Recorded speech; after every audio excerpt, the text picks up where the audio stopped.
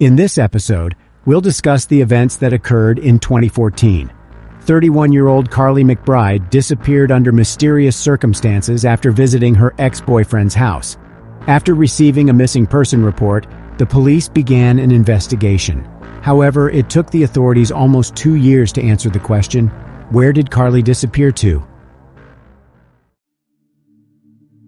Carly was born on April 14, 1983, in the family of Steve McBride and Lorraine Williams. She was a cheerful and outgoing child with a close relationship with her parents. Growing up, Carly started experiencing more and more problems. She started abusing alcohol and illegal substances. Nevertheless, she made efforts to overcome these harmful addictions. In 2014, Carly was a 31-year-old woman that lived in Belmont, New South Wales, Australia.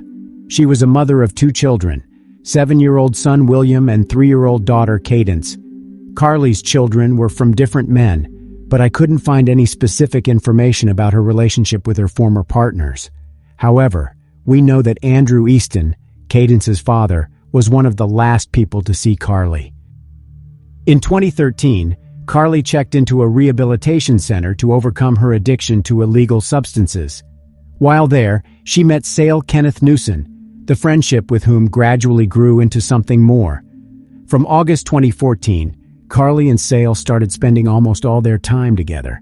The couple had fights sometimes, but they seemed to be happy on the surface. On September 30th, 2014, Sale took Carly to Muswell Brook, where her 3-year-old daughter Cadence lived with her father, Andrew Easton. Carly came to stay with her for a few hours. She entered the house of her former partner at about 12:30 p.m. Sale didn't stay with her, but they agreed he would return in a few hours. However, when Sale came to pick up Carly, she was no longer there. Carly's ex-partner, Andrew Easton, said they fought, so Carly left. She planned to go to the nearest McDonald's, located about a 20-minute walk from Andrew Easton's house. Puzzled that Carly didn't call to tell him where she would be waiting for him, Sale started calling her himself. Since all attempts were unsuccessful, Sale drove towards McDonald's, where she allegedly planned to go. Along the way, he looked around, hoping to find Carly sitting somewhere waiting for him. He suggested her phone was dead, but Carly was nowhere to be seen. She wasn't at McDonald's, where she supposedly went, or anywhere near it. Sale drove around the streets of Muswell Brook for a while, but it was in vain. Carly seemed to disappear into thin air. When she didn't return home to Belmont that evening, Sale contacted the police. The detectives asked him the details of what had happened. It would be exactly the same thing every time. I would drop her off, she would get out and go to the front door, she would have her daughter in her arms and turn around and wave me off, Newson said. She would ring me twice and text me twice every visit to let me know she was okay. But on that day, I dropped her off about 12:30 p.m. and things were just different, and I didn't hear from her again. Not a thing. I texted her, I called her, but the phone just rang out. Newson said he turned up at the house about 4:30 p.m. as usual to pick up Carly, only to be told by her ex that she had left after an argument earlier that afternoon and headed on foot towards a McDonald's restaurant about 1 mile away. Undoubtedly, the following question arose. Did Carly leave her ex-partner's house, or Andrew Easton was hiding something?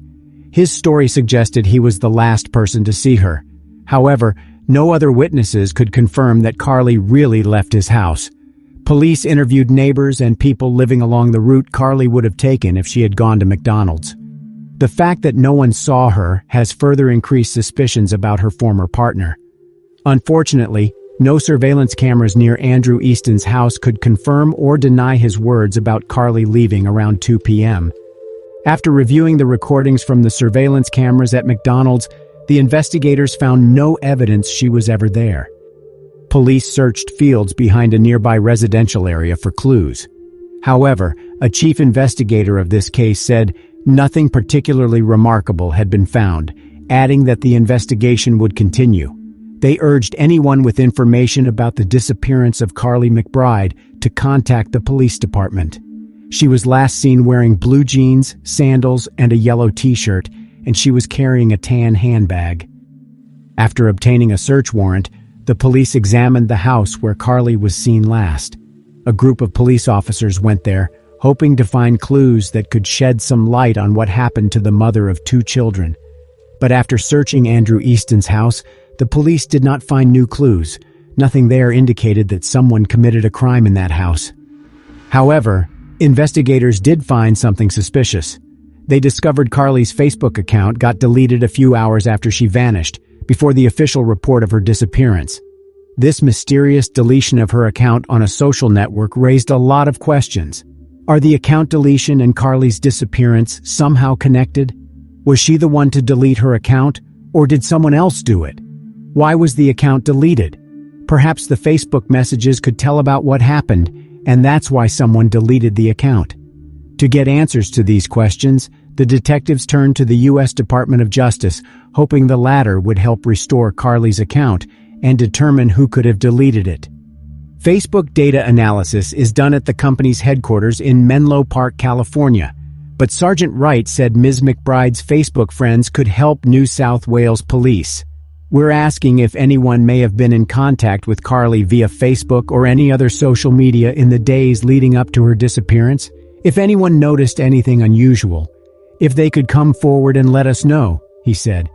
Given the timing of the Facebook page being shut down, and in the context of the disappearance, we think it's hugely suspicious, but it's also something that could hold some vital information about what happened to Carly. Carly's parents didn't believe their daughter had just fled to start a new life. Close friend and flatmate Kylie Smith said nothing appeared out of the ordinary as she spoke with Carly on the phone as she traveled to Muswell Brook. She was so down to earth. I would call her a free spirit. She was easygoing. She just loved life, Miss Smith said. She was always there for her friends. If you were having a bad day, she just knew, and she would be in contact. And she also made a plea. We all wake every day not knowing what happened, not knowing where she is, she said. You have to have a conscience. Come forward with some news. Just give us something. The police thoroughly searched the area where Carly was before her disappearance. The search included dogs, police divers examining the Hunter River and its surroundings, and aerial and trail bike patrols. And yet none of this helped to find any traces of Carly McBride. Months passed, but the investigation did not bring any results. Carly didn't leave any digital footprints. After she disappeared, she never turned on her phone. Her social media accounts were inactive, and she did not use bank cards. Investigators began to assume that Carly was no longer alive. 9 months after Carly's disappearance, her parents sought help finding their daughter. They were joined by Detective Timothy Seymour, who could contribute by requesting any information helpful to the case. Ms. McBride's mother, Lorraine Williams, shed tears during the public appeal and begged for help to find her beloved daughter. If you know anything, even if it's the smallest thing, please come forward and help us, she said. Steve and Lorraine said their family experienced difficulties after Carly's disappearance. We are coping the best we can, Mr. McBride said. As far as Carly's children are concerned, it's a fairly complex area.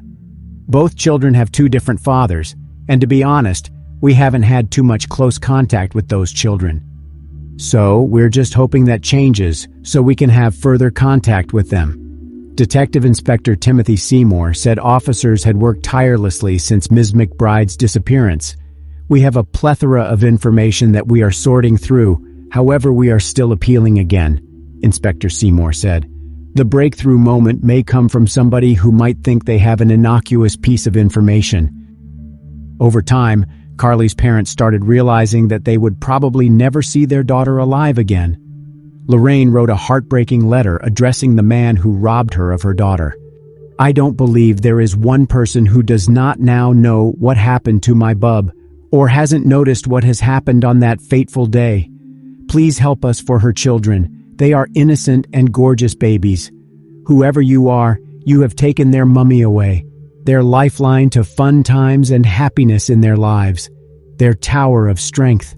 They will never feel her soft, warm, and reassuring kisses, and her big, warm hugs with that big, contagious belly laugh of hers, and her radiant smile. Their memories are lost. They cannot say goodbye to her. Our pain, anguish, angst, and frustration are keeping us all down, causing us to wake up super vigilant that we might get a call to say they have found my bub. Whoever you are, you decided on that day to rip my daughter away from us, you bottom-feeding runt. We are left with question after question after question. We don't know how to grieve or what we are grieving. We are in a kind of grief limbo. Our little beautiful poor babies need to know where their mummy is. They are the innocent victims in this horrible nightmare we are enduring. Please, someone come forward so they can move on and grow into the amazing people their mummy would have wanted them to be. We can't honor and respect Carly's life until she is found. My daughter is reeling you in, and you will be a fine catch when you least expect it. This is my only wish, that we find my bub, that we can put her to rest. It is a basic human right with the dignity and respect that she deserves. Then her babies and their beautiful but broken hearts and heads can start to heal, and they may have a life without the anguish and pain and angst. You didn't give my daughter a chance. Please give her children the knowledge they ache for. William and Cadence should not be burdened with this pain. Please help us give them some semblance of grief and loss in their journey. Carly is a proud Aboriginal woman, as is her beautiful sister, and I am proud and honored to be their mother. No one deserves this in life, but my baby is reeling you in. You are breaking while we are aching. Your truth is Carly's truth, and in turn is our truth. Please, someone speak up. Since the police couldn't link Carly's disappearance to her ex-partner Andrew Easton, they turned their attention to another potential suspect, Sale Newson.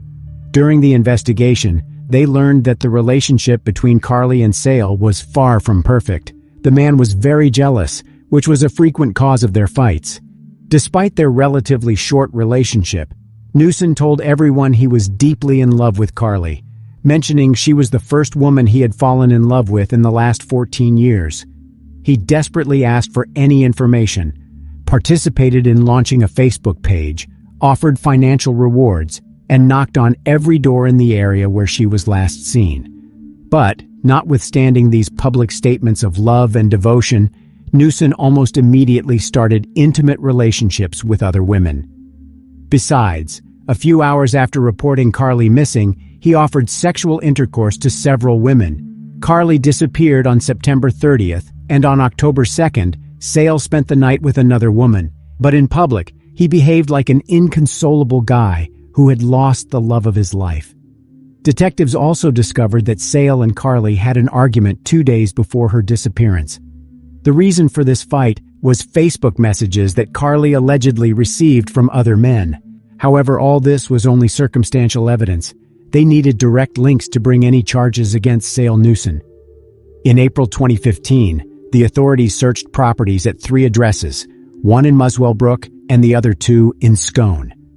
Scone is a town in the Upper Hunter Shire in the Hunter region of New South Wales, Australia. The distance from Scone to Muswell Brook is about 15 miles. During the searches, they seized 3 firearms and an unspecified amount of illegal substances and arrested a 24-year-old man, James Canine. However, the police stressed that the charges weren't related to the ongoing investigation into Carly's disappearance, and yet they did arise during this investigation. Thus, we should keep this name in mind. Almost 2 years have passed since Carly was last seen alive. The police continued to investigate, but there were no new clues to help solve the case. But then, suddenly, there was a breakthrough. On August 7, 2016, in a rural area near Scone, 2 local pedestrians found the remains in a shallow grave in a bush just a few feet from the road. Forensic examination confirmed that these were the remains of Carly McBride, a mother of 2 from Belmont, who went missing on September 30, 2014, in Muswell Brook. The police postponed the announcement of finding her body for 4 days, hoping to obtain additional evidence. Superintendent Guiana repeated police suspicions that they did not suspect Carly, 31, had been snatched off a street by a stranger. "We don't believe that this was a random act, so we are looking into her past and as many people as we can find," he said outside Scone Police Station. But he stopped short of identifying any suspects in the case, as it is all too fresh. "It has taken us 2 years to get this breakthrough, and we have a fairly vast volume of fresh evidence that we need to evaluate in a thorough fashion," he said. We have put a lot of work into this in the past 2 years. The team here is pretty keen to solve this for Carly's family, and we have got so much new evidence now that it is going to take a lot of work, but we are well into it," he said. The heartbroken parents have told through tears of their desperate need for answers. "Please come forward with anything," Lorraine sobbed. "We still need to know who did this to my baby." The couple said they have had some closure now with her body being found, and were extremely grateful for the police and public help to find their lost daughter. For 10 months, the investigators carried out extensive work, which resulted in the issued arrest warrant for Sale Newson. On June 19, 2017, he was arrested and taken to a police station. Newson denied any involvement in the death of Carly McBride. However, Sale Newson wasn't the only one who received charges. Police believed that 26-year-old James Conneen was the one who helped Newson dispose of the body. Carly McBride, Sale Newson, and James Conneen met in a rehabilitation center for people with addiction to alcohol and illegal substances. Each one left the center at different times and for various reasons, but they stayed in touch. The trial of Sale Newson began in August 2018 and protracted for several years because the police had only circumstantial evidence. Prosecutors alleged that Newson met with Carly after she left her ex-partner's house, struck her several blows to the head and back in a jealous rage, and threw her body away. Forensic experts have determined that Carly McBride died from multiple blunt force trauma. She suffered 23 fractures to her skull, 13 fractures to the torso, and spinal and rib fractures. The judge said Carly McBride suffered blunt force at the hands of Newson before she died. Judge Urace also noted how Newson had told interviewing police he was a skilled mixed martial arts fighter. His main sport was Thai boxing. "I had 20 fights and 20 wins. I trained alongside world champions, but when I got really good, I got too old," he told police. "I find the cause death was severe trauma to the brain due to a high degree of force to the deceased's head," the judge said. "I am satisfied the offender caused death by the use of fists or feet or both or the use of objects." While searching Newson's house, police found the map in a shoebox under the bed. This map contained a drawn circle around the towns of Muswellbrook and Scone. Carly's remains were found exactly in this radius. That map also had the numbers 1, 2, and 3 written on it in locations outside Muswellbrook, with Senior Constable Mohini giving evidence that the first 2 numbers marked the location of point-to-point cameras. After the police found Carly's remains in 2016, Newson called her father, Steve. During the conversation, Newson mentioned that the found skeleton was missing hand bones, and yet the police never disclosed this information. The only people who knew about it were the police, Carly's parents, and the Department of Forensic Medicine at the John Hunter Hospital. As the authorities believed, Newson knew about it because he was familiar with the crime scene, and he was the person who left Carly's body where they found it 2 years later. Moreover, the clothes on Carly's remains matched the ones she wore on the day of her disappearance. It suggested she died shortly after leaving her former partner's house. The police couldn't find her purse and phone. When police searched Newson's mobile phone, they discovered he had deleted Google location services between September 18th and October 2nd, 2014. During the trial, the investigators learned that the photo of Carly, which Newson took on the way to Muswellbrook and later used in missing person flyers, was edited and cropped even before the police received the report of Carly missing. When the search for Carly began, Newson offered a $20,000 reward for information about her whereabouts. However, his bank account showed he was broke, which meant he offered the reward only because he knew no one would ever find her. Thus, he wouldn't have to pay. Newson injected himself into the police investigation from the start, trying to deflect suspicion onto others and attempting to get information about where police and other emergency services would be searching. He also conducted a canvass of the neighboring streets searching for CCTV or witnesses, which police said was done not to find information but to suppress it and to determine if anyone had seen him intercepting Ms. McBride. And while volunteers and police searched for her around Muswellbrook and handed out missing person flyers, Newson was in Sydney, messaging friends about how he was driving an Audi R8. As well as that Newson claimed to know the area where Ms. McBride was found, like the back of my hand, and described it to Carly McBride's father, Steve McBride, despite only seeing footage of a fake crime scene set up by police. The images you are seeing now are not a real crime scene, but a staged one that the police used to see Newson's reaction. The more investigators dug into Newson, interviewed him, looked at his Facebook messages, listened to his phone calls, the more he shone the light on himself. After examining his internet search history, investigators discovered that he was looking for information on how to delete a Facebook account.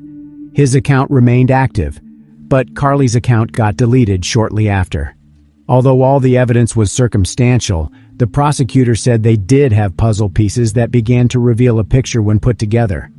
Eventually, these pieces turned into an irrefutable case, ruling out any other possible explanations for how Carly McBride disappeared and how her body was about 82 feet from the side of the road. The judge concluded that the motive for the brutal and unplanned attack on Carly was Newson's jealousy. After he picked Carly up from Muswell Brook, he discovered she had spent about 90 minutes with her ex-partner instead of spending time with her daughter, as was planned. Carly's daughter was not at home during that time, and the fact that she was alone with her ex-partner for an hour and a half allegedly ended with Newson attacking Carly in a jealous rage. Ms. McBride's mother, Lorraine Williams, told a sentencing hearing that she lived in a blur of grief and anxiety for 2 years as she waited for her happy, gorgeous, and outgoing daughter to come home to her 2 young children. Instead, the next time she saw Carly was in the morgue, a day she tearfully described as the worst day of my life. Carly should be here, living her life with her children, her sister, her father, and me, Ms. Williams said. After today, I never want to hear, speak, or see the man who took my beautiful daughter's life ever again. He no longer has any power to hurt me, and I refuse to think of him anymore. I will miss Carly for the rest of my life, every second of every day, Ms. Williams said. Almost 7 years after he reported Carly missing, 43-year-old Newson was found guilty. In December 2021, he was sentenced to 27 years in prison with parole eligibility in 2038. After the sentencing, Newson turned to the judge to restate his innocence. I understand the verdict's been the verdict, he said. Your Honor, I'm innocent. From the day I reported Carly missing to this very day, I've been compliant with the police, with the courts, with the jails, everything, and I've been found guilty of a crime that I did not commit. Someone out there has committed this crime, and it wasn't me. It wasn't me, and now I've got a big struggle ahead of me to try and clear my name through the courts after this. James Cunning, who helped Newson dispose of Carly McBride's body, denied his guilt. However, in July 2022, a jury found him guilty too.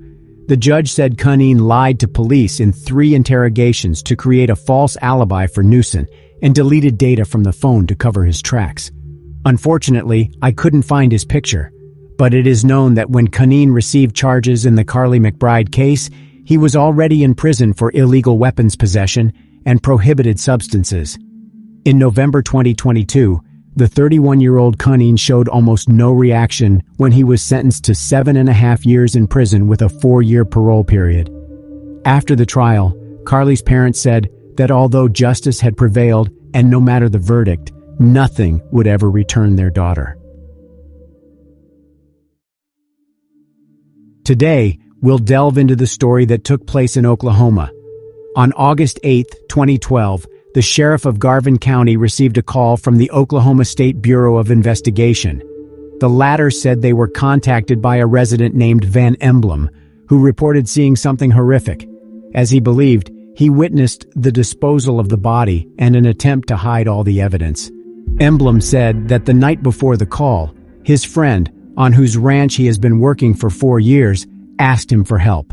When he arrived at the ranch, a friend admitted he needed help to get rid of the body. At first, Van thought it was a joke.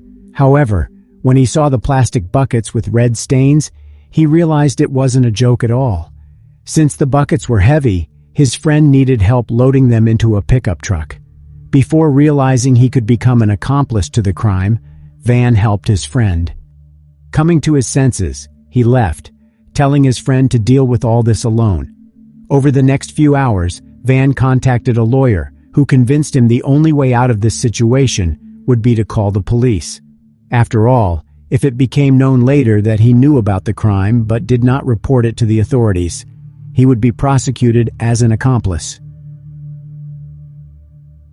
Brandon Duran was born in 1980 in San Diego, California. Brandon's father was an ardent motorcyclist and a former member of the Bandidos Motorcycle Club, which the FBI considers a criminal organization, the second largest in the world after the Hells Angels. His parents divorced when he was around 10 years old. However, they maintained good relations, equally partaking in their son's upbringing. His father's love of motorcycles gradually passed to Brandon. At 25, he had his own motorcycle, which he assembled by hand and treasured dearly. He often spent time with other bikers, but did not belong to any motorcycle club. The unexpected death of Brandon's father on April 2005 was very challenging for him. Trying to beat the growing depression, Brandon decided to change something in his life. He sat on a motorcycle and drove to Las Vegas. Living in Vegas for about a year, Brandon met 24-year-old Amber Andrews, whose company made him forget all the problems. A whirlwind romance between them resulted in marriage 2 months after they met. By this time, Amber was pregnant. In December 2006, she gave birth to Brandon's son, Brando. The birth of a child was a crucial change in Brandon's life. He became a caring father and husband who worked at a high-paying job and chose family over his interests. However, one couldn't say the same about Amber. As if not noticing the birth of a child, she remained loyal to her lifestyle, constantly hanging out at biker gatherings and various parties. Thus, relations in the young family started deteriorating rapidly. Sometimes it even came to fights. Undoubtedly, the only outcome of this was a divorce, filed 4 years after the wedding. Brandon received full custody of the child. After all, unlike Amber, he could provide for both himself and his son. After the divorce finalization in 2010, Amber returned to her hometown of Meeker in Oklahoma, and Brandon went home to San Diego with his son. He was happy to be reunited with his family, who later helped him raise a child. Gradually, the emotional wounds from a failed marriage began to heal, and Brandon was again optimistic about the future. However, while thinking about the future, the past knocked on his door. In the summer of 2012, he saw Amber on his doorstep. His ex-wife wanted to reunite, asking him to give their relationship another chance. The feelings that Brandon tried to suppress so diligently resurfaced. He believed in the sincerity of his ex-wife and agreed to a fresh start. In September, their son Brando was supposed to go to kindergarten, and Amber asked the three of them to go to Oklahoma to visit her parents, who wanted to see their grandson. Brandon agreed, and they started preparing for the trip, planning to stay in Oklahoma for about a week. A few days before Brandon, Amber, and their sons returned to San Diego, Van Emblem contacted the Oklahoma State Bureau of Investigation. Van reported that his friend and employer asked for help to get rid of the body, saying that it was the body of Brandon Duran. The person who asked for Van's help was 30-year-old Justin Hammer from Garvin County. After receiving a call from the Oklahoma State Bureau of Investigation about the possible crime, the local sheriff and his assistant immediately went to the ranch owned by Hammer. Moreover, after calling Brandon's relatives from San Diego, the authorities found out Brandon was out of reach for several days. Until confirming the information provided by Van, they decided not to disclose the details of this case to Brandon's family.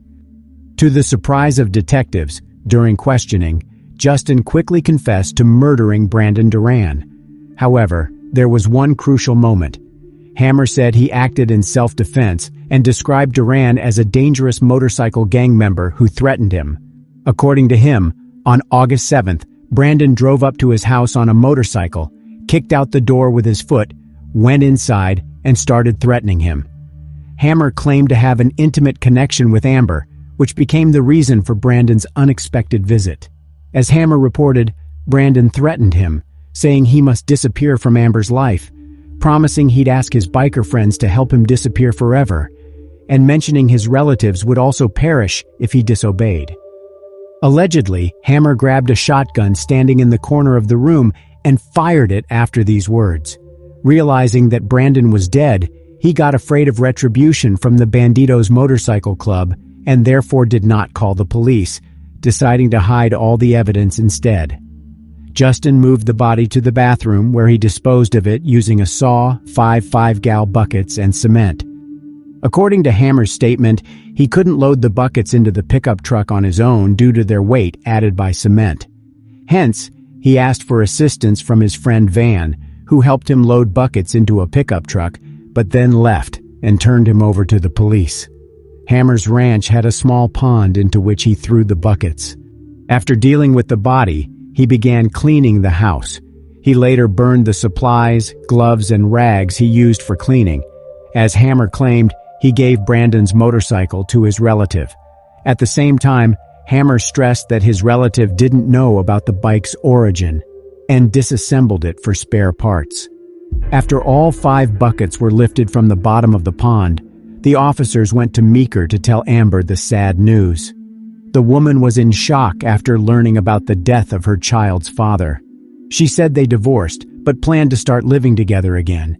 Amber also mentioned she fought with Brandon the day before because he found out about her relationship with Justin Hammer. After the argument, Brandon got on a motorcycle and left, saying he would deal with her lover himself, and one would say that such a version of events seemed believable. However, soon there was a new development in the case. Criminologists that worked in Hammer's house started discovering new evidence that cast doubt on his testimony. Justin said Brandon kicked the door down and entered the house, while in fact, someone kicked the door from the inside. The shoe print left on the door matched the footprint of Hammer's sneakers, which indicated Justin was the one who knocked down the door. In addition to the pistol and shotgun, they found a list of items needed to dispose of the body in the gun safe. It could indicate that the crime was not spontaneous, and Hammer was preparing for it in advance. Apart from the 5 buckets, they removed a doghouse from the pond. Filled with cement, it contained fragments that did not fit into buckets. Based on this evidence, Justin Hammer was charged with first-degree murder. The forensic medical expert had a difficult job: to analyze 25 separate fragments of Duran's body. An autopsy showed that Brandon was shot 4 times in the head, 3 times with a pistol and once with a shotgun. Moreover, according to the expert, the shotgun shot was the last one. By this time, Brandon was presumably dead and lying on the floor.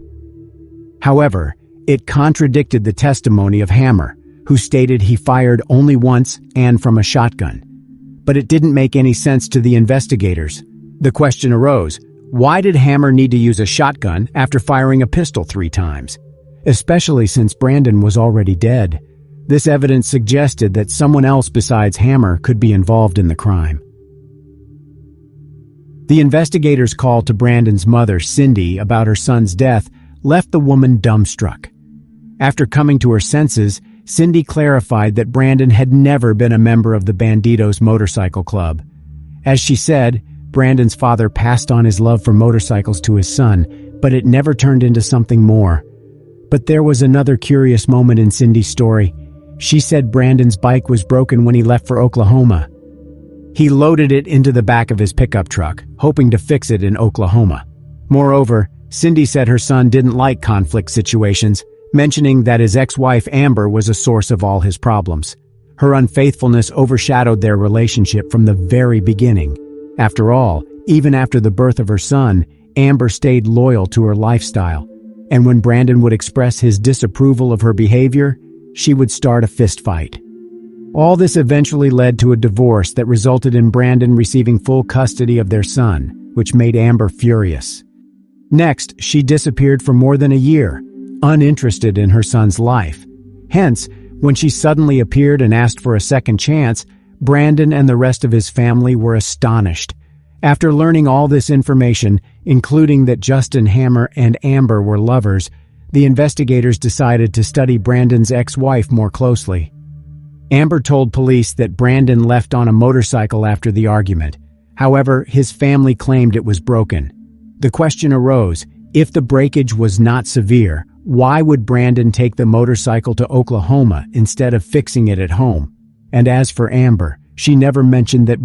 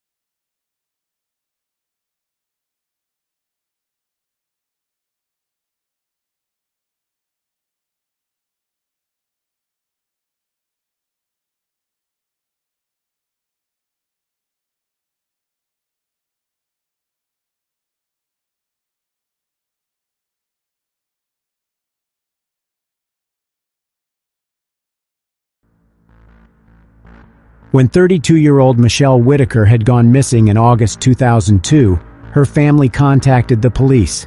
She had been last seen at a truck stop in South Carolina. Michelle's family went through 6 years of futile searching, praying for her return.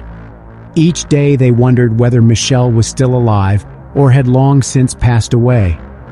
Everyone dreaded the worst outcome, and the clues police got a number of years later only reinforced those fears.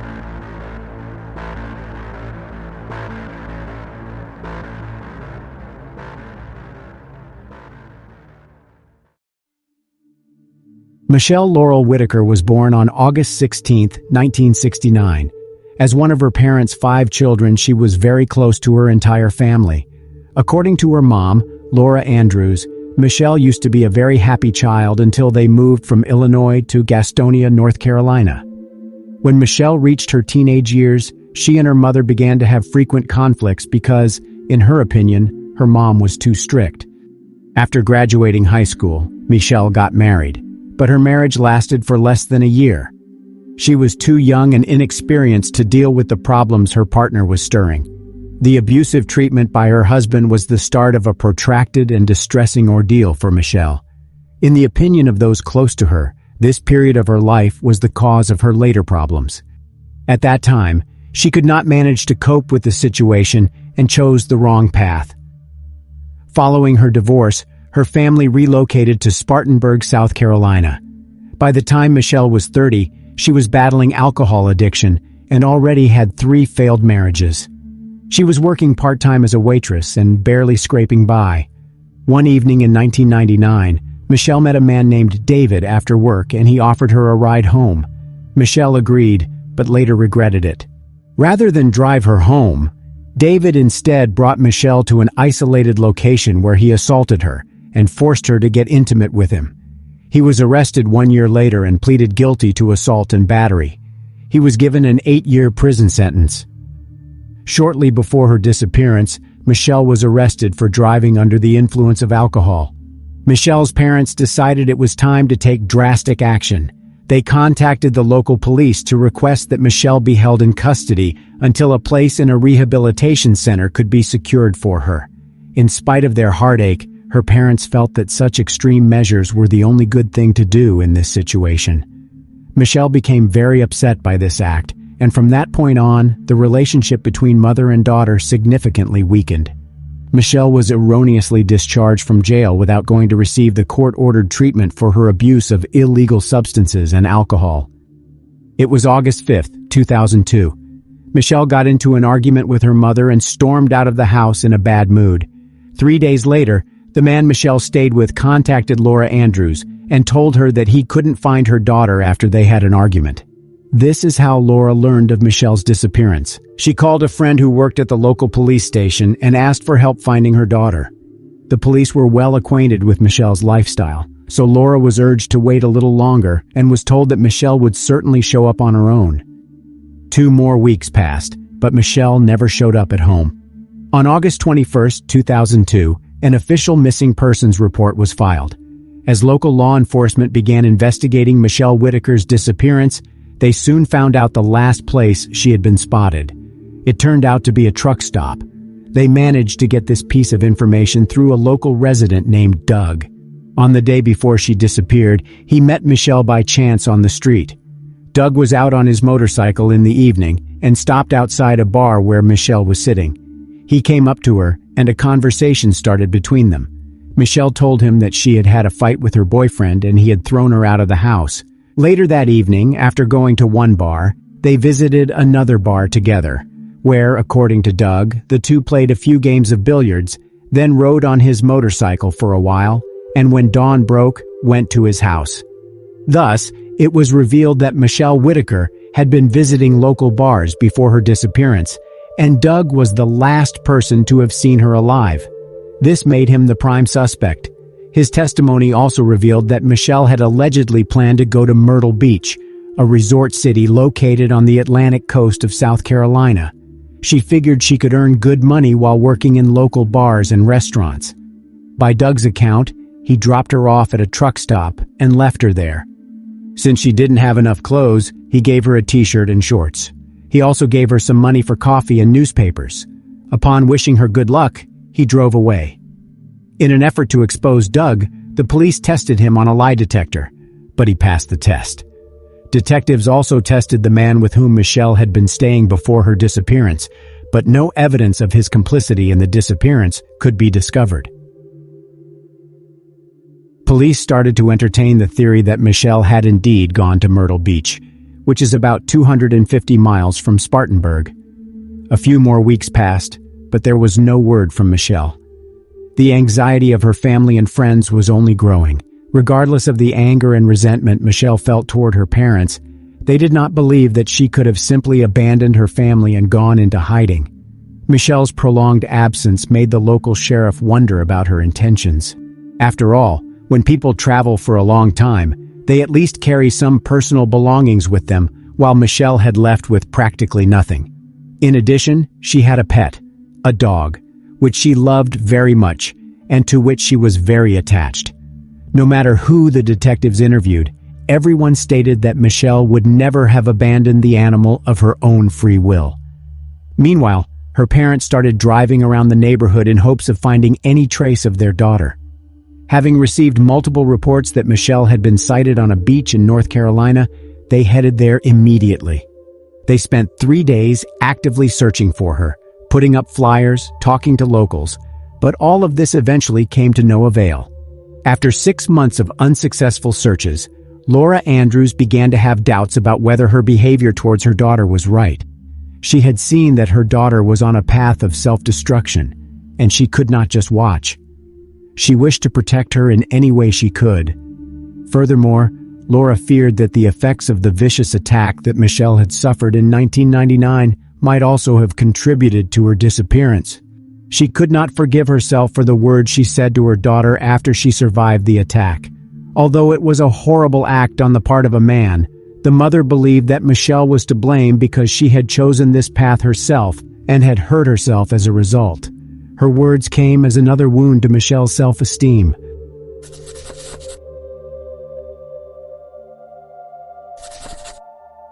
The sheriff's office assumed that Michelle did indeed have motives for escaping. Because of her reputation, the detectives thought that eventually, sooner or later, she would be arrested somewhere. However, a year had passed, and the search still hadn't yielded any results. The thing that really alarmed the cops was that Michelle didn't leave any digital footprints. This was certainly not a good sign. Police and family members both wondered if Michelle had been the victim of a crime.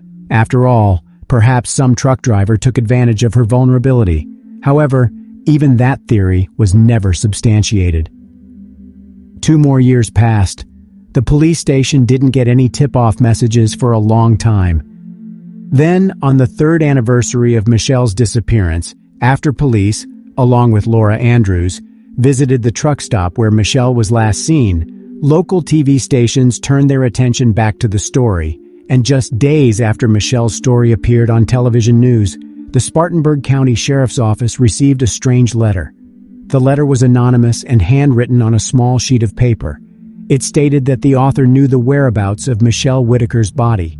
The letter was appended with a small homemade map showing the precise location of the body. The letter was written in a competent and proper manner, which lent it some credibility. The next day, the sheriff, taking search dogs with him, went to a countryside area that was 25 miles from where Michelle had last been seen. Her loved ones were distraught 3 years later and didn't know what to think. Some were resigned to the idea that Michelle was no longer among the living, while others, against the odds, kept on believing that she was alive and safe. Search dogs were unsuccessful in detecting any scent, and the search was eventually abandoned. While the investigators were glad they hadn't found a body, they were still puzzled by the letter they received. A handwriting analysis and a DNA sample collected from the envelope led them to believe that the letter was written by a woman. However, the specific author was not identified. It wasn't long afterward that new headlines appeared in the newspapers, which further horrified Michelle's family. At the time, the Dana Satterfield case was one of the highest-profile cases in Spartanburg County. 27-year-old Dana Satterfield owned and operated her own beauty salon off Highway 221 in Roebuck, South Carolina. On July 31, 1995, just before her beauty salon closed, Dana was viciously attacked and was not able to survive. The sheriff discovered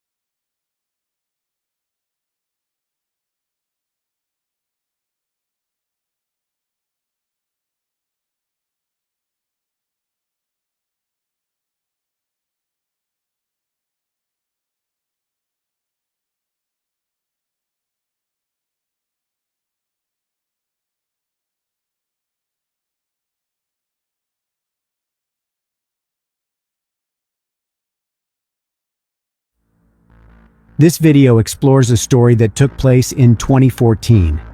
The case of a 27-year-old young woman named Charlie Scott drew the attention of some of the biggest TV stations and became one of the most high-profile cases in Hawaii's history.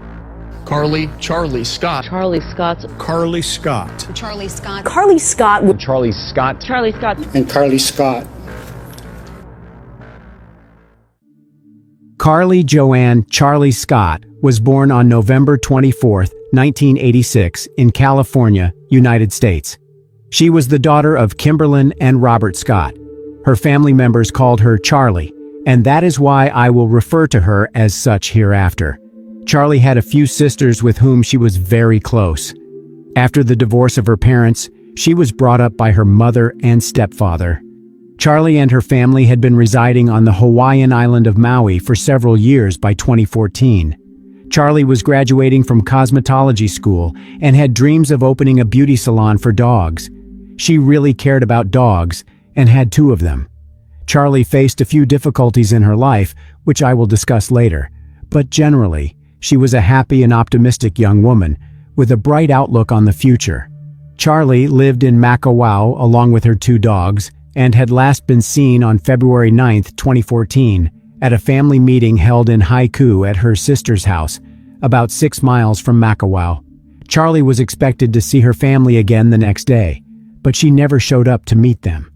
Her mother, Kimberlyn, began to get seriously worried that evening when she couldn't reach Charlie, so she and her other daughter, Phaedra, got in the car and drove to Makawao. When they got to the house where Charlie lived, it was already around 9 p.m., and it had been 24 hours since they had last seen her. Kimberlyn's first observation was that her daughter's car was not in the driveway. Charlie owned a silver 1997 Toyota 4Runner with Hawaiian license plates and an LED skull embedded in the grille. The front door was locked, but the window was open, so Phaedra snuck into the house and unlocked the front door for her mother so Kimberlyn could get inside too. The house was in order, with all the things lying in their proper places. Kimberlyn and Phaedra looked through all the rooms, but there was no one in the house except for one of the dogs. Charlie had disappeared along with her other dog, Nala. This was a rather unusual situation, as Charlie had never left without alerting any of her family members. Her family's anxiety was growing by the minute because they were unable to contact Charlie. None of her friends knew where she was either. She had always been in touch with her family, which was why Kimberlyn immediately had a bad feeling. Even more worrisome was the fact that Charlie was 5 months pregnant. Pregnant women don't usually disappear unless something bad happens to them, so Charlie's disappearance was reported to the police. Charlie and Stephen Capobianco met in 2009. They stayed together for 2 years in Makawao on the beautiful Hawaiian island of Maui. However, while the red-headed Charlie was obsessed with her boyfriend, Stephen told his friends they were just roommates and avoided taking pictures with her. Their relationship was complicated, and no matter how harshly Stephen treated Charlie, she was prepared to completely forgive him. Some years before her disappearance, Charlie had broken up with Stephen, but she was still desperately in love with him. Stephen had found a new girlfriend but still maintained a secret relationship with Charlie, so they were intimate even after the breakup.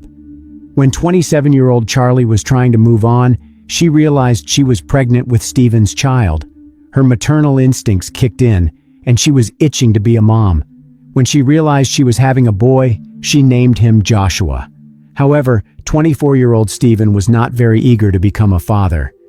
They went to a family planning center together to discuss terminating the pregnancy. Stephen insisted that Charlie have an abortion, but in the end she opted not to do it and decided that she would raise the child on her own. He got really angry when he found out about it. Charlie didn't force Stephen to marry her. She was just happy about becoming a mother. The family supported Charlie's decision and were ready to give her all the help she needed. When Kimberlyn contacted the police to report her daughter's disappearance, she also told the investigators that Charlie was 5 months pregnant and that she had a strained relationship with the child's father, Stephen Capobianco. Charlie had an app installed on her phone that enabled the family to track her location. When Kimberlyn tried to do so, She found out that the last time Charlie's phone was active was Sunday night, February 9th. Charlie was in Haiku at her sister's house that day, and from there, she was supposed to go home to Makawao. However, she instead went in a completely different direction. She took the Hana Highway toward Nahiku, and the last time her phone was active, she was 30 miles away from home. Charlie had no reason to drive there, but Kimberlyn knew her daughter was ready to fulfill any request from Stephen. Kimberlyn told investigators that Stephen Capobianco might have some involvement in Charlie's disappearance when she filed a missing persons report. Unwilling to stay idle, Kimberlyn and Charlie's sister Phaedra got in their car the next morning and drove toward Nahiku on the Hana Highway. The Hana Highway is a very dangerous road with sharp turns, ascents, and descents, as well as one-way traffic sections. Nothing was found where Charlie's cell phone was last active. It was simply a stretch of road with no reason or place to stop. Kimberlyn and Phaedra would pick out convenient places to stop, get out of the car, and shout Charlie's name, suggesting that she might have gone off the road. They also called out for Charlie's dog, Nala, hoping she would appear from inside the woods. While Kimberlyn was searching for her daughter, the police headed to Stephen's house to speak to him, as he was the one Charlie's family had pointed to as the person who might be connected to the case. Stephen told detectives that he had indeed seen Charlie, but was not aware of her disappearance. He said his car broke down in a remote area of Maui, so he called Charlie and asked her to come and help him. The place where Stephen said his car broke down was about 3 miles from where Charlie's cell phone was last active.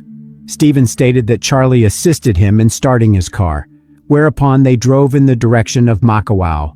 According to Stephen, he drove up front, and Charlie was behind him in case his car broke down again. At a certain point, he lost sight of Charlie's car in his rearview mirror, but he didn't think much of it at the time, assuming that he was driving too fast and Charlie had fallen far behind him. He went home and hasn't spoken to her since. The first disturbing discovery was made 2 days after the disappearance. Charlie's dog, Nala, was found in Nahiku, about 13 miles from where her cell phone was last active. After examining the dog, investigators concluded that Nala had been transported to Nahiku by someone. If she had traveled 13 miles over the rugged terrain on her own, there would have been marks and scuffs on her paws, but they were perfectly fine. Meanwhile, the police had expanded the search area, but the number of officers who could participate was limited. Therefore, Kimberlyn appealed to the people of Maui to help in the search for her daughter. Hundreds of volunteers responded to the request. Flyers with Charlie's picture were distributed all over the island, and detectives asked anyone with any information to come forward.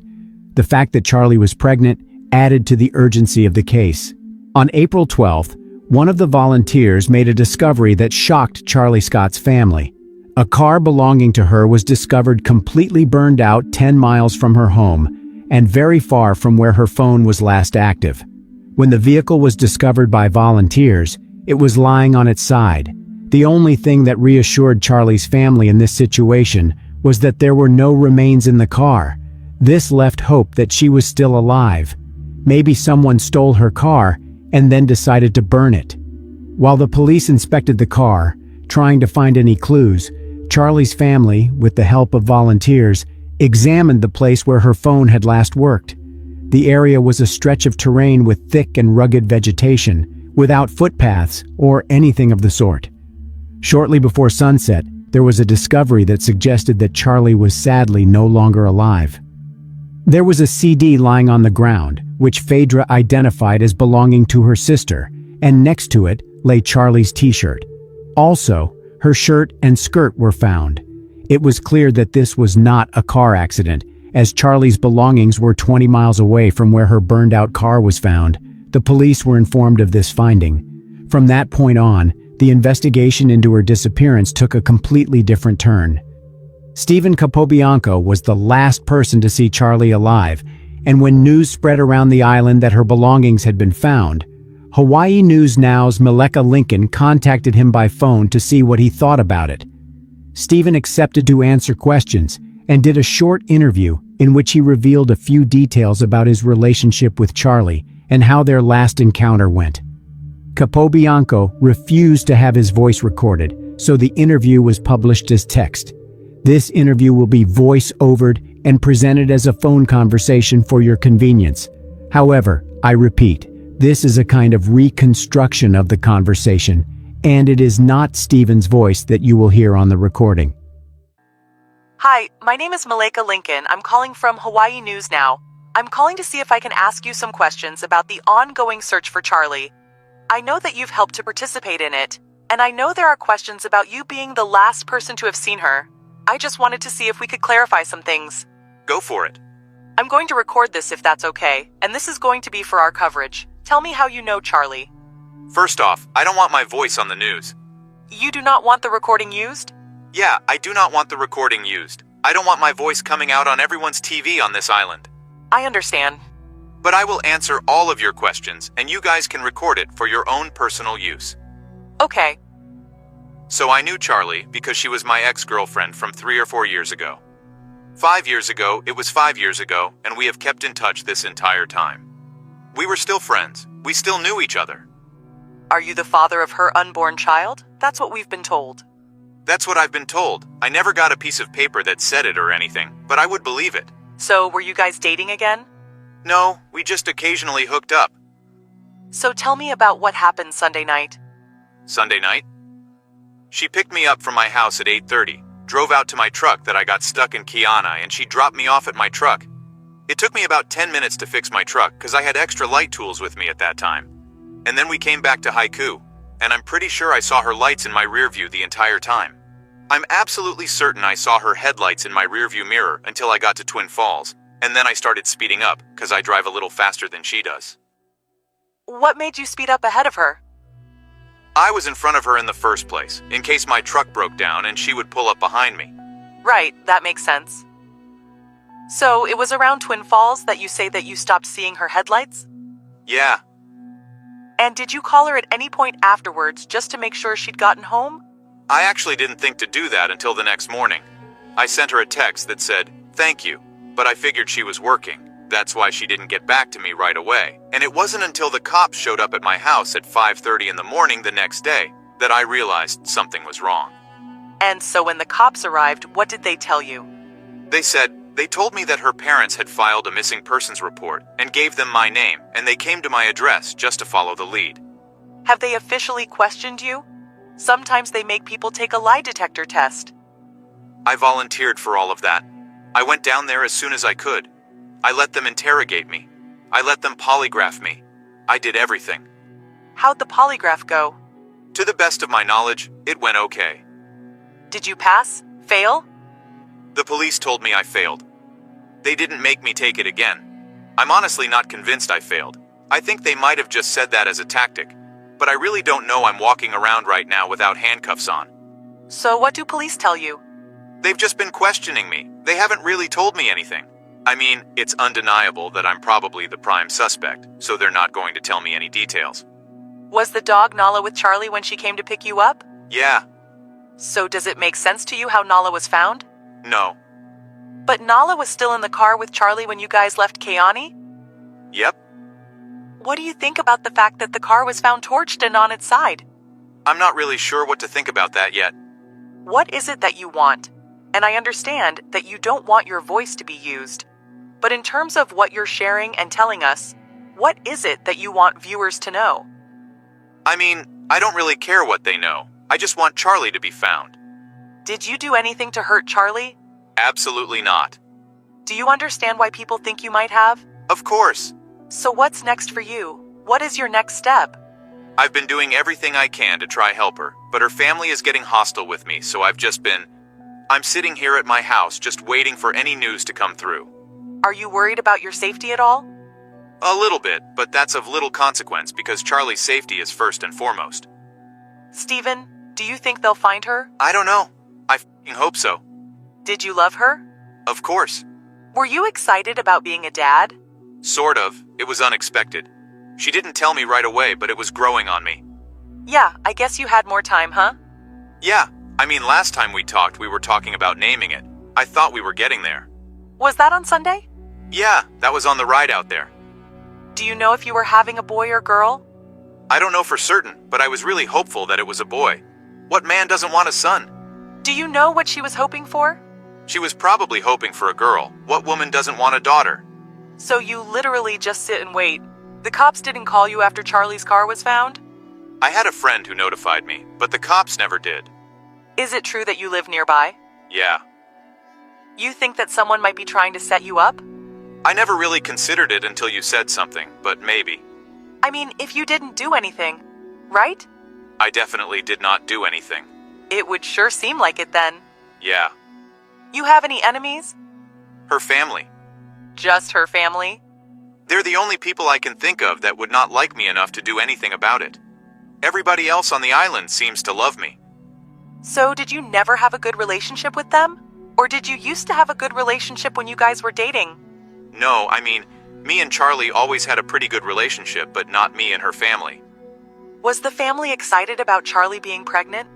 I believe so. I had never talked to them about it.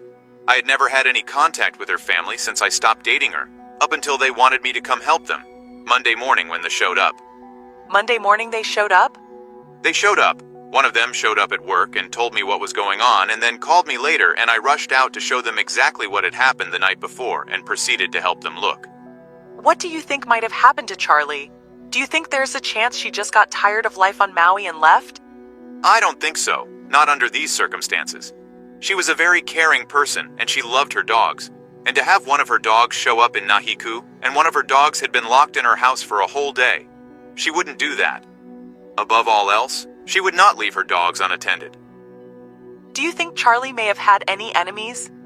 That's hard for me to say. I didn't hang out with her very often, but I mean, she had kind of a mouth on her. I could see her pissing somebody off. But again, I don't want to speculate. I don't know for certain. I understand. Her family might be able to better answer that one. That is a good question for them. You're right. What's next for you, Stephen? I don't know. I'm going to do everything I can to help. Are you still participating in the searches? In my own way, but as I said, the family's getting kind of hostile, so I stopped joining the search party myself. I've sort of ventured out on my own. Thus, Stephen realized that he was the prime suspect in this case. He was the last person to see Charlie alive, and he didn't want to be a father. Yet, could Stephen's reluctance to become a father have been enough of a motive for the crime? When Charlie's family looked closely at her skirt, they were left in no doubt that Stephen Capobianco was responsible for her disappearance. Her skirt had a large number of cuts on it, especially in the stomach area, which led the detectives to draw some very definite conclusions. The search became focused on the area where Charlie's belongings were found. The police and her family realized that they probably wouldn't find her alive, but the reality was much more shocking. One police officer discovered a jawbone, and then other smaller fragments were found. The next morning, a team of investigators set out to search for Charlie's remains, and they soon made several more discoveries. These included a tongue-piercing pin, several pieces of long red hair, and fingernails. 9 days after Charlie's disappearance, it was confirmed that the jawbone found, as well as the hair and fingernails, were hers. Charlie was officially pronounced dead, and this came as a heavy blow to her family, who mourned not only Charlie herself, but also her child. The forensic team analyzed the jawbone they found. Over a dozen cuts were found on it, leading them to conclude that whoever took Charlie's life intended to dispose of her body piece by piece. The police and her family continued to search for months, but they didn't find anything else. The cause of Charlie Scott's death was impossible to determine, but the unchanging fact remained that Stephen Capobianco was the only suspect. When interviewed by the detectives, he made it clear that he did not intend to become a father, and also claimed that he had nothing to do with the death of his ex-girlfriend. Charlie's skirt had 27 slits on it, with their location concentrated in one spot, which investigators believed was no coincidence. However, a single motive was not enough for an arrest, so the police focused their attention on Charlie and Stephen's phone records. It turned out that hours before Kimberlyn reported her daughter's disappearance to the police, Stephen had been in the area where Charlie's remains were later found. His and Charlie's cell phones were near each other, but then Charlie's phone was turned off and was never retrieved. Phone records also showed that Stephen had returned to the area where the remains were found at least 3 times. This evidence indicated that Capobianco had made a false statement when he told the police that he returned home after Charlie had helped him with his car. Detectives speculated that he burned Charlie's car to get rid of evidence of the crime. Stephen Capobianco was arrested 5 months after Charlie's disappearance. He was charged with taking Charlie's life, specifically the 2nd degree of that offense, as well as 2nd-degree arson. He pleaded not guilty to both of the charges against him. There is no law in Hawaii that punishes the death of an unborn child, so Stephen was not charged with anything related to that. It took more than 2 years before Capobianco went to trial. The challenge for the prosecution was that there was only circumstantial evidence. However, the prosecution introduced new DNA evidence a few days before the trial began. During the course of the investigation, genes with distinctive dark red stains were found. DNA testing confirmed that these stains were Charlie Scott's blood. The genes were consistent with the size worn by Stephen Capobianco, but that's not all. A short black hair was also found in the pocket, and DNA analysis confirmed that it belonged to Stephen. This directly linked him to Charlie's death. However, it turned out that this evidence was submitted past the deadline, and the judge decided that Stephen's genes and hair could not be used as evidence at trial. Thus, the judge dismissed the only irrefutable piece of evidence, and now Stephen's chances of getting away with his wrongdoings have greatly increased. The trial dragged on for 6 months. Deputy Prosecuting Attorney Robert Rivera told jurors during the trial that multiple stab wounds in the abdomen area of Charlie Scott's skirt showed that Capobianco made her suffer. Charlie's father, Robert Scott, stated at a court hearing that even though he attempted to free himself from anger and revenge, he was unsuccessful. "Turns out it's an innate human characteristic in me," he said. "It's very strong. If the courts, the justice system doesn't provide this, who will? If this retribution is not satisfied, I will do it myself." After saying that some things have crossed the line, Robert Scott poked defense attorney John Appo in the face with his finger. "You should be ashamed of yourself, and I spit on you," Scott said. The judge then asked sheriff's deputies to remove Robert Scott from the courtroom, saying, "This is inappropriate." On December 28, 2016, a jury found 27-year-old Stephen Capobianco guilty on all charges. He was sentenced to life in prison with parole eligibility after 40 years for taking Charlie Scott's life. He received another 10 years for setting her car on fire. Since the court sentenced Capobianco to consecutive sentences, his minimum term is 50 years before he is eligible for parole. Capobianco didn't testify during his trial. After the sentencing, Kimberlyn said she considered the prison time pretty much the best Hawaii could offer. She said it does not compensate her family for the loss of her daughter, as well as her unborn child Joshua, but it does provide some peace of mind. "I think we are glad we've gotten this decision," she said. "I am not totally unhappy. I would like life to mean actually life. But here in our state, life sentences are basically 20 years, so getting 40 years is a small way of acknowledging the lives he took away." Another problem Charlie's parents faced was that the fragments found were not legally considered a body and were held as evidence in the case, so the family could not take them away and give them a proper burial. 6 years after their daughter's death in 2020, Kimberlyn and Robert saw the remains for the first time after a public memorial outside the Maui Police Department's Forensic Center, where they are kept as physical evidence. The emotional tribute outside the forensic building included flowers, photos, and an ultrasound image of her unborn son. After the public ceremony, her parents were allowed to privately view her partial remains, which include her jawbone. Robert and Kimberlyn said they will pursue a change in the law and will keep looking for ways to give their daughter a proper burial.